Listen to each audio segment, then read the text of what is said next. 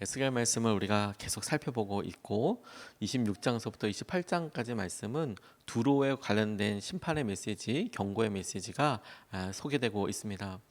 에스겔에게 하나님께서 바벨로니아에 있었던 이스라엘 사람들에게 앞으로 일어나게 될 예루살렘에 있을 일들, 그 일이 가지고 있는 영적인 무게들에 대해서 계속해서 쏟아내듯이 말씀하실 때 예루살렘 곧 이스라엘뿐만 아니라 그 주위에 있었던 여러 다른 민족들에 대해서도 하나님께서 그들의 행실과 그것의 의미에 대해서 설명하고 이야기하고 계십니다.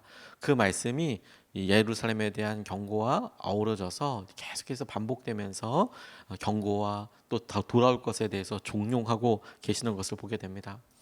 이때 당시에 두로는 무역이 굉장히 성하였던 곳입니다. 21세기 지금도 어느 나라가 제일 강대한가, 군사력이라고 이야기할 수도 있지만 군사력 만만치 않게 경제력, 또 한 나라의 경제력이 평가될 때는 무역, 얼마나 다른 나라들과 같이 계속 무역해서 돈을 벌어 들이는가. 그 나라에 자원이 많아서 강대국이 될 수도 있지만 오히려 무역을 해서 돈을 많이 벌게 되는 것을 이제는 상식적으로 다 알고 있지요. 당시, 지금서부터 훨씬 전 그 당시에도 마찬가지였습니다. 하지만 그때는 지금처럼 이렇게 피부로 느끼기보다 실제로 무역과 여러 일들을 통해서 강대국이 되지만, 강한 나라가 강한 영향력을 주게 되지만 모든 나라가 다 그렇게 해볼 수 있는 것은 아니었어요. 지정학적인 위치도 그렇고, 그리고 당시에 여러 군사적으로나 문화적으로 나타내는 그런 서로 간의 힘의 균형이 있기 때문에 하고 싶다고 무역을 할 수 있는 게 아니었습니다. 한 나라에서 밀이 많이 나오고 다른 나라에서 소금이 많이 나온다고 해도 필요한 만큼 필요한 때에 이렇게만 될 수 있었거든요. 그런 시대의 두로는 무역으로 굉장히 유명한 나라였어요. 해상나라 비슷하게 항구를 가지고 무역을 하면서 굉장히 많은 나라들에게 영향력을 주면서 부를 축적해가고 있었습니다. 그리고 그 두로를 다스리는 두로 왕은 또 대단한 영향력을 또 가질 수밖에 없었겠지요. 그의 결정과 외교적인 어떤 결정을 따라서 여러 가지 정세 변화를 줄 수 있을 만큼, 혹은 어떤 사람들이 위협을 해도 우리는 살 수 있어 이렇게 할 만큼의 영향력을 가지고 있었습니다. 그런데 오늘 그 두로와 두로 왕에 대한 이야기를 전하게 하시면서 흥미로운 사실 한 가지를 성경이 보여주고 있어요. 거의 이 에스겔서에서만 이런 방법으로 이야기하고 있는데, 그게 뭐냐면 두로와 두로 왕에 대한 여러 일들을 이야기하면서 불현듯 이 두로와 두로 왕에 있을 배후의 영향력에 대해서 설명하고 있는 거예요. 단순히 그냥 과장이 아니라 와 너무 그들의 힘이 이래서 옛날부터 그랬다 이런 과장의 형식이 아니라 아주 구체적으로 그들이 갖고 있는 영향력의 이유가 뭐냐, 그 영향력의 정체가 뭐냐에 대해서 에스겔이 갑자기 이야기하고 있는 거예요. 두로와 두로 왕에 대한 이야기를 하면서, 그리고 쑥 그 사이에 그 배면에 저것을 무너뜨릴 수도 없을 것 같고, 저 사람들이 주는 위협과 두려움과 혹은 이제 멸망에 갈 것 같은 나라에서 두로를 보면서 생각하게 되는 여러 비교적인 그 열등감 이런 것들 통해서 뭐가 있는 건가, 그런 이야기가 쑥 나오게 되는데, 오늘 본문 말씀이 그 본문 말씀입니다. 첫 번째로 우리가 주목하고 싶은 것은 지금 이야기하고 있는 것처럼 보이지 않는 세계에 대해서 우리가 볼 수 없었고 생각하지 못했는데 에스겔이 보여주고 있는 보이지 않는 세계에 대하여 오늘 우리가 이렇게 같이 주목해 보고 싶습니다. 12절 13절 말씀을 보면, 사람아 너는 두로 왕을 두고 에가를 불러라. 너는 그에게 전하여라. 나 주 하나님이 말한다. 너는 정교하게 만든 도장이었다. 지혜가 충만하고 흠잡을 데 없이 아름다운 도장이었다. 너는 옛날에 하나님의 동산 에덴에서 살았다. 너는 온갖 보석으로 내 몸을 치장하였다. 홍보석과 황보석과 금강석과 놋주석과 홍옥수와 백옥과 청옥과 남보석과 취옥과 황금으로 너의 몸을 치장하였다. 내가 창조되던 날에 이미 소구와 비파도 준비되어 있었다 라고 그렇게 소개하고 있습니다. 두로왕에 대한 애가를 불러라. 이제 그들에 대해서 심판과 경고의 메시지를 쭉 한 다음에 그들에 대해서 슬픈 노래를, 이제 있게 될 여러 일들을 불러라 라고 이야기하면서 두로왕, 구체적인 역사적인 그 사람에 대한 혹은 어떤 사실, 대해서 쭉 이야기했던 것에서 넘어서 갑자기 너는 정교하게 만든 도장이었다, 이제 이렇게 표현을 하고 있어요. 이 도장이라는 것을 몇몇 뭐 여러 것을 이렇게 표현하고 생각할 수 있지만 영어 성경을 보니까 영어 성경의 번역 하나가 모델이라고 이렇게 표현했더라고요. 너는 다른 사람들이 보기에 완벽한 본보기여서, 혹은 이것을 도장, seal이라고도 번역을 하는데 여러 가지로 이렇게 있을 수 있겠죠. 너를 나타내는 의미, 네가 그것의 본보기여서 그것이 나타내는 것이 다른 사람들에게 있어서 어떤 최고로 상징할 만한 그런 사람이 되는 거, 완벽함의 도장, 모델이었다, 이제 이렇게 이야기를 하면서 다른 사람들이 보기에도 대단해 보이고 그 힘도 실제로 그랬는데 갑자기 에덴 동산에서부터 있었던 여러 일에 대해서 이야기하고 있는 거예요. 그 배우의 영적인 힘에 대해서 이야기하고 있는 겁니다. 지혜가 충만했고 흠도 없고, 그런데 옛날 하나님의 에덴 동산에서부터 있었다라고 이야기하는 것이죠. 에덴 동산에서 있었다라고 이야기하는 그 내용 자체가 이게 좀 과장하는 거 아니야? 그래, 그때부터 너는 100년 전부터 1000년 전부터가 아니라 태초부터 두로가 그렇게 엄청난 일들을 가지고 영향력을 미쳤다, 이렇게 과장한다고 생각하는 게 아니라 오히려 그의 배후에 있는 이런 일을 행하게 하고 이렇게 보여주고 있는 그 배후의 영향력을 이야기하고 있는 거예요. 우리들 중에 누구도 창조의 때를 보지 못했습니다. 뭐 너무 당연하죠. 근데 우리뿐만이 아니라 우리의 부모의 부모의 부모도 창조의 때를 본 사람은 없습니다. 하나님밖에 없죠. 제대로 알지 못하는 연관성에 대해서 지금 말씀하고 계시는 거예요. 우리는 보지 못했지만 그때 있었던 일들이 쭉쭉쭉 내려와서 지금 이렇게 되어 있는데 너는 태초부터 있어서, 창조 때부터 있어서, 그래서 그 영향력과 너의 완전함을 뽐내어 왔다라고 이야기하는 겁니다. 그룹이 하다못해 지켰다고도 이야기하잖아요. 이것이 우리의 삶에서 새롭게 눈을 뜨게 한다고 싶어요. 뭐냐면 보이지 않고 알지 못한다고 해서 없는 건 아니고, 하나님께서 말씀하신 대로 보이지 않는 세계에 대해서 우리가 지혜를 구해야 하는 거구나. 우리가 영적인 것에 대해서 두려워하거나 그것에 대해서 과몰입하는 것, 그걸 원하는 게 아니라, 성령께서 우리에게 함께 하시고 우리에게 인도하여 주시는 것이 너무 당연하고 믿어지듯이 이것을 방해하고, 그리고 심지어 예수님을 십자가로 몰아가려고 했던 그런 강력한 배후의 힘, 하나님께서 예정하셨다고 하지만, 그렇게 계획하셨다고 하지만, 그럼에도 불구하고 마치 강력하고 피할 수 없고 두려움의 어떤 커다란 힘처럼 예수님을 몰아가고 비난하게 하고 그 군중의 분위기와 상황을 몰아갔던 공중의 권세 잡은 그것을 우리가 생각해야 한다는 거예요. 오늘 여러분, 우리가 너무 과도하고 힘들다고 생각할 때 우리에게 성령의 놀라운 능력과 함께 그것을 간절히 구하면서, 은혜를 구하면서 동시에 있어야 될 것이 무엇이냐면 우리 스스로가 영적으로 깨어 있어야 하는 거예요. 우리를 이렇게 힘들게 하고 우리를 낙담하게 하는 이것은 뭔가, 이건 성령님이 분명히 아니잖아요. 우리가 날마다 반복되는 일상과 우리가 해야 될 여러 일들이 있죠. 그리고 그것이 어떨 때는 정말 기분 좋게 혹은 힘들 때에도 그것이 잘 유지되고 가는 것 같지만, 어느 순간에는 우리가 사람들이 말하기를 컨디션 난조를 보인다, 시험에 들었다, 이렇게 이야기할 때만큼 힘들고 어려울 때를 경험하게 되죠.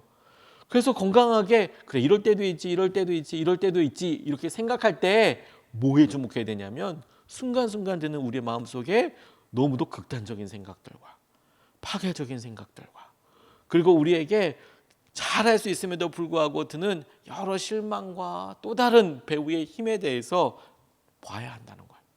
이게 성령의 역사가 분명히 아닐뿐만 아니라 두로 왕에게 있었던 여러 일들을 통해서 그의 영향력과 강대한 힘을 통해서 문득문득 드러나게 되었던, 창조 때부터 있었던 완전한 모델이었던 그 힘과 그것에 대해서 우리 눈뜨고 바라보고 기도해야 한다는 거예요. 우리가 보이지 않는 세계에 대해서 두려워할 필요가 없다고 이야기하는 것이 무엇이냐면, 그 세계와 그것을 무시하는 게 아니라 그것이 분명히 실제하고 영향력을 주고 있음에도 불구하고 성령께서, 우리의 하나님께서 이 모든 일을 십자가에서 보여주신 예수님의 사역으로 인하여서 우리가 그것을 승리하였기 때문이죠. 그걸 의지하는 거예요. 그걸. 그리고 그걸 통해서 우리가 다시 일어나고 붙잡게 되는 것이죠. 박보영 목사님이 목회자들 모임에서 이런 이야기를 한번 나눈 적이 있으셨어요. 안성에서 이렇게 목회하시다가 지금은 이제 은퇴하셨지만 인천에 있는 교회로 이렇게 가게 되셨을 때, 그런데 다들 말렸답니다. 교회는 크지만 그 교회가 당시에 여러 상황과 관계로 정말 깨어질 만큼 어려운 교회였거든요. 거기를 가라 이런 마음이 있었을 때 주위에서 다 반대하는데, 근데 그게 주님의 뜻이라고 주님께서 말씀하셔서 그렇게 갔답니다. 근데 갔는데 분위기가 너무 어렵더래요. 안성에서 있는 교회는 뭐 그렇게 뭐 버려진 아이들, 뭐 여러 힘든 사람들과 함께했고, 그래서 이제 부흥을 경험하고 있었지만 또 거기는 이미 정착되어 있는 교회고 지어져 있는 교회고 다르지 않습니까? 근데 가장 힘들었던 게 뭐냐면 그곳에 있는 성도들 중에서 오셔서 함부로 대하는 사람들이 있었다는 겁니다. 뭐 오자마자 맞은편에 한 분이 어이 장가 가야지 이렇게 박보영 목사한테도 이야기하고, 왜냐하면 이제 여러 상황에 있어서 이분이 이렇게 혼자 사시는데 아이들과 함께 사는데 어이 장가 가야지, 마치 어린 아이들한테 이야기하는 것처럼 나이도 비슷한데 그렇게 이야기하기도 하고, 설교 나가려고 준비하고 있는데 세상에 20분 전에 목회자 방에 와서 말씀 전하려고 하는데 막 탁자를 들어서 던지기도 하고 막 이런 일이 처음에 있었다는 거예요. 이분이 솔직히 이렇게 이야기하더라고요. 너무 무서웠다고. 그런 일이 눈앞에서 일어나는데 이게 뭐 상식적이지도 않고 두려웠다. 그런데 예수님이 함께 하시고 성령께서 계속 인도하여 오시듯이 끊임없이 밤에 잘 때 성령님과 함께 잠들고 성령님과 이야기하고 밥 먹으면서 운전하면서 그렇게 주님을 찾고 의지하고 시간이 지나고 나니까 그분들도 분명히 그렇게 해야 하는 이유에는 뭐 이유가 있을 거 아니에요. 부임하자마자 그렇게 했을 때는 뭔가 이유가 있을 텐데 지나고 나니까 그런 오해와 여러 상황들을 넘어서는 성령께서 이끌어 가시고 인도하여 주시는 것이 보여지게 되더라는 거예요. 나중에는 그런 분들이 다 하나 되고 본인의 상황과 형편을 같이 알게 되고 돕는 자가 되고, 그런 것을 이끌어가게 하시는 성령님의 강한 역사심이 일하심이 있다라고 이야기하시는데 큰 은혜를 받았어요. 과도하게 두려워할 필요 없습니다, 여러분. 우리는 주님께서 주신 은혜와 성령의 놀라운 이끄심이 있습니다. 거꾸로 과도하게 막 이렇게 나갈 필요도 조심해야 합니다. 왜? 우리가 할 일이 아니라 성령께서 오늘 하시는 일이거든요. 우리의 능력이 아니거든요. 그게 두 번째 이야기예요. 두 번째 같이 나누고 싶은 게 뭐냐면 교만과 자랑을 주의해야 한다는 거예요. 우리가 어둠의 세력, 배후의 세력에 대해서 두려워하지 않는 이유는 성령님, 우리와 함께 하시는 능력에 전능하신 주님 때문인데, 동시에 그러니까 자랑할 것도 없어요. 15절로 17절까지 말씀을 보면 너는 창조된 날부터 모든 행실이 완전하였다. 그런데 마침내 내게서 죄악이 드러났다. 물건을 사고 파는 일이 커지고 바빠지면서 너는 폭력과 사기를 서슴지 않았다. 그래서 내가 너를 더럽게 여겨 하나님의 거룩한 산에서 쫓아냈다. 너를 지키는 그룹이 너를 불타는 돌들 사이에서 추방시켰다. 너는 내 미모를 자랑하다가 마음이 교만하여지고 내 영화를 자랑하다가 지혜가 흐려졌다. 그래서 내가 너를 땅바닥에 쓰러뜨려 왕들 앞에 구경거리가 되게 하였다라고 이야기하고 있어요. 그 시대에 영적으로 있었던 여러 일에, 하늘의 영적인 세계에 있었던 하나님의 처리, 심판이 있었어요. 그렇게 교만한 그들을 세상으로 쫓아내서 창조의 때에 그때 있었던 일이죠. 쫓아내서 그들을 구경거리로 만들게 하였다라고 사람들은 모르는 하나님께서 하셨던 일에 대해서 이야기하고 폭로하고 있습니다. 그의 교만과 그의 자랑이 그렇게 했다는 거예요. 중요한 것은 이때 이 대상이 되는 이것이 확실히 탁월한 존재였다는 거예요. 그리고 지혜로 인하여서 다른 사람들 속일 수 있을 만큼의 지혜가 있었다는 거예요. 근데 그 지혜가 계속해서 있고 실제로 그 지혜의 영향력이 대단하고 뭔가 계속 승리하고 뭔가 성공하니까, 그러니까 사람들을 속이게 되고 폭력까지 일삼게 되었다는 겁니다. 폭력과 속임과 사기는 언제 나오냐면 자기의 지혜가 당연하다고 생각하고 자기 거라고 생각할 때 일어나게 돼요. 하나님은 그 모든 것을 아셨고 그들의 죄를 벌하셨어요. 그래서 하늘나라에 쫓아내시고 그들의 삶에 가장 악하고 이런 일들로 인하여서 조롱받게 하셨어요. 뭐 때문이라고요? 교만함 때문에. 교만함 때문에.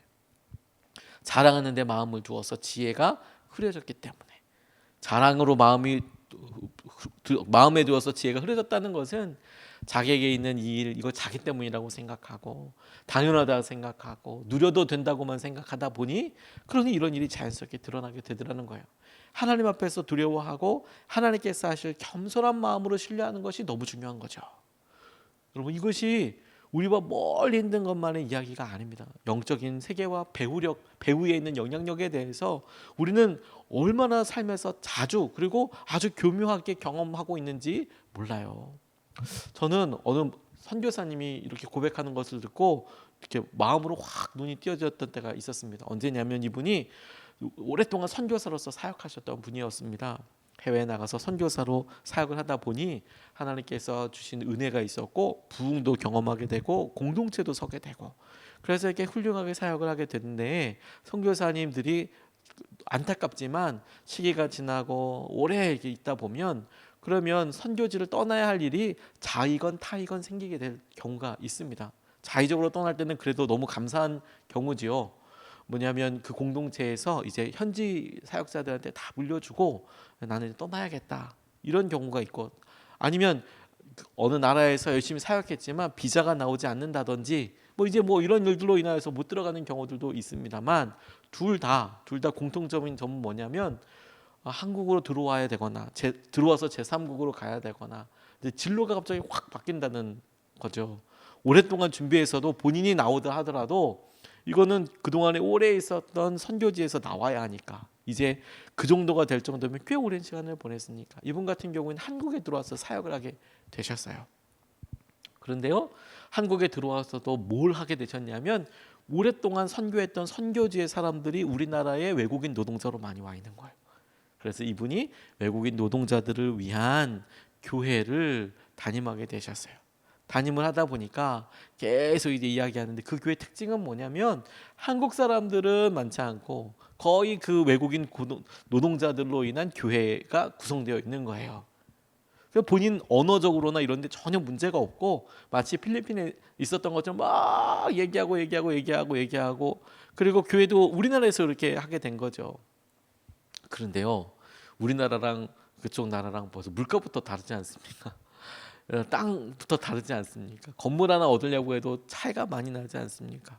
근데 이분이 들어와서 이제 하다 보니까 자기가 선교 나갔을 때에는 그래도 힘들고 어려우면 한국에 있는 교회가 후원을 해주고 도와줘서 힘이 많이 됐다는 거예요.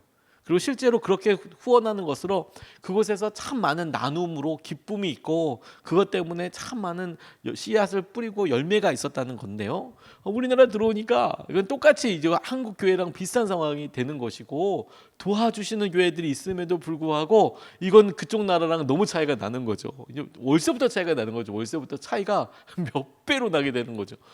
너무 힘든데 또 한 가지, 거기는 그 나라에서는 자기들이 헌금하고 이렇게 해서도 막 했을 수 있지만, 이제는 한국에서는 그 분들이 외국인 노동자분들이 하는 11조 감사헌금 이런 것들로 이제 본인의 사례랑 교회의 여러 일들도 다 채워나가야 하는 거예요. 그게 완전 달라진 거죠. 근데 이분이 뭐라고 고백한지 아세요? 자기가 이렇게 돼서 너무너무 회개를 많이 했다는 거예요. 자기가 영적으로 너무너무 교만했다는 것을 알게 됐다는 겁니다. 후원도 쉽지 않아지고 완전히 독립해야 되는 상황이 되고, 그러면서 이제는 그분이 조크와 유머로 뭐로 얘기하셨냐면, 하나님 다음으로 무서운 것이 교인이 됐다고, 그 자기 노동자들이 있었던 그분이 됐다고, 그러면서 그분을 오히려 섬기게 됐다고, 성도들을 영적인 교만이 사라졌다고, 내가 너희를 돕는 사람이야, 이렇게 하는 사람이야가 아니라 섬기는 사람으로 그렇게 되었다고, 그런 이야기를 이렇게 나누시는데 너무 깜짝 놀랐어요. 교만과 자랑이라는 것이 어느 순간에 우리가 사단처럼 뭐 이런 게 아니고, 우리의 삶에 섬기고 그리고 우리의 삶에 하나님께서 우리에게 처음 주셨던 것에서 오랫동안 삶이 되면서 당연하게 생각하고, 그것이 뭐 너무 마땅하다고 생각하는 영역들에 교만과 자랑이 쑥 들어와 있는 거예요. 두로 왕이 당연히 그렇게 영향력을 미치다 보니까 우리나라는 이래, 나는 이래도 돼, 교만이라고 얘기하는, 자랑이라고 이야기하는 거예요. 우리 삶에서 하나님께서 하나님 앞에 있는 거야. 우리가 사탄도 영향력이 있다면 하나님은 전능하신 은혜를 붙잡아 주시듯이 우리도 주님께서 하신 은혜와 마음 앞에, 우리가 주님 앞에 있는 거야. 이렇게 깨어서 붙잡고 기도하면 좋겠습니다. 두 가지 말씀을 같이 나눠서요. 보이지 않는 세계에 대해서, 그리고 하나님께서 우리에게 교만과 자랑에 대해서 주의하라고 말씀하신 것에 대해서 우리 같이 붙잡았습니다. 두 번 나눠서 기도하겠습니다. 첫 번째로 주님 영적으로 깨어있게 해달라고 기도하고 싶어요. 유혹과 미혹에 넘어서게 해주십시오. 여러분, 오늘도 슬픈 마음과 좌절된 마음과 낙담하는 것을 이 상황과 이 시기 때문에 당연하다고 생각하지 마십시오. 이거 유혹이고 미혹이고 영적인 영향력을 우리가 지금 받고 있는 거예요. 이거 끊어내십시오. 영적으로 깨어있게 하여 주시고 유혹과 미혹을 넘어서게 하여 주십시오. 대적하십시오. 주님께서 하신 은혜를 누리십시오. 성령의 능력을 붙잡으십시오. 주님께서 하신 은혜를 우리가 보게 될 것입니다. 우리가 첫 번째로 같이 함께 기도하시겠습니다. 주님께서 놀라운 주의